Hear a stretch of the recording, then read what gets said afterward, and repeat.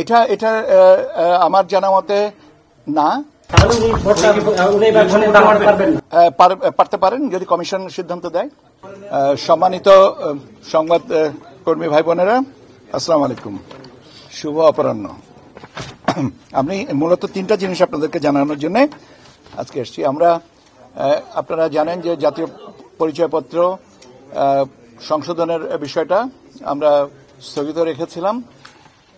কয়েকটা ফিল্ডে স্থগিত থাকবে, কারণ হচ্ছে যে আমরা ভোটার তালিকা ফাইনাল করছি।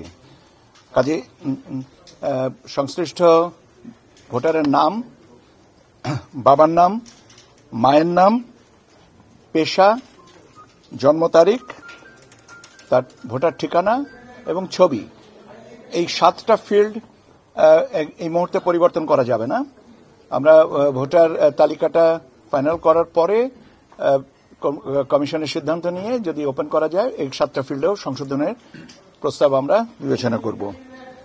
এই মুহূর্তে যেগুলো করা যাবে সেগুলো হচ্ছে স্বামী বা স্ত্রীর নাম, বৈবাহিক অবস্থা, শিক্ষাগত যোগ্যতা, প্রযোজ্য ক্ষেত্রে ধর্ম, প্রতিবন্ধকতার ধরন, এই জিনিসগুলো, টেলিফোন নাম্বার, বিশেষ করে টেলিফোন নাম্বারটা পরিবর্তনের বিষয়টা আসছে আয়করের সাথে। অনেকেই সমস্যা ফেস করতেছেন যে তারা যে টেলিফোন নাম্বারটা ব্যবহার করেছেন এনআইডিতে, সেই টেলিফোন নাম্বারটা রেসপন্সিভ না ফ্রম অনলাইন রিটার্ন সাবমিশনের।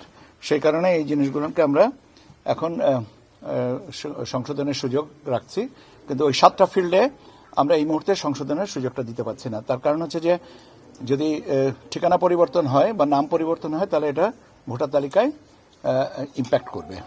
সেই জন্য আমরা এই মুহূর্তে এটা করব না, বাট ভবিষ্যতে ফার্স্ট অ্যাভেলেবল অপরচুনিটিতে আমরা এটা ওপেন করে দিব। দ্বিতীয় বিষয়টা হচ্ছে যে নতুন এনআইডি আপনার নিবন্ধন কার্যক্রম কিন্তু চালু আছে এবং এটা চালু থাকবে। এটা 24/7 এটা চালু থাকবে, এখানে কোনো প্রতিবন্ধকতা নাই। তবে ভোটার তালিকায় অন্তর্ভুক্তি হবেন বা হয়েছেন 31শে অক্টোবর 2025 পর্যন্ত যারা 18 বছর অর্জন করেছেন এবং নিবন্ধিত হয়েছেন তাদেরই নাম ভোটার তালিকায় আসবে। ছোট্ট উত্তর, না। কেন? আপনি তো ভোটার তালিকায় অন্তর্ভুক্ত হননি। 18 তারিখের পরে আপনি যদি 18 তারিখের আগেও যদি 31শে অক্টোবরের আগেও যদি আপনি 18তে হয়ে থেকে থাকেন, কিন্তু আপনি তখনও হননি, কিন্তু পরবর্তীতে ধরেন নভেম্বরের 1 তারিখে হয়েছেন, কিন্তু যেহেতু আমাদের চেক আউট ডেটটা ছিল, কাট অফ ডেটটা ছিল 31 তারিখ পর্যন্ত, কাজে আপনাকে অন্তর্ভুক্ত করার সুযোগটা নাই। কেন? ওখানে বন্ধ করতে হবে, কোনো না কোনো জায়গায় একটা সীমারেখা টানতেই হবে।